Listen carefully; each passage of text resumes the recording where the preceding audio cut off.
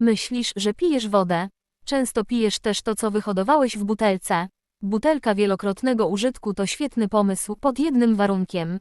Musi być regularnie i dokładnie myta. Jeśli używasz butelki codziennie, myj ją codziennie, nie jak sobie przypomnisz. Rozkręcaj zakrętkę i wyjmuj uszczelki. Nie zamykaj mokrej. Raz w tygodniu gorąca woda lub zmywarka, jeśli producent pozwala, wielorazowo różne bezobsługowo. Zdrowy nawyk bez higieny szybko zmienia się w problem. Zerknij dziś do swojej butelki. Lepiej wiedzieć, co naprawdę pijesz. Co realnie może się w niej gromadzić.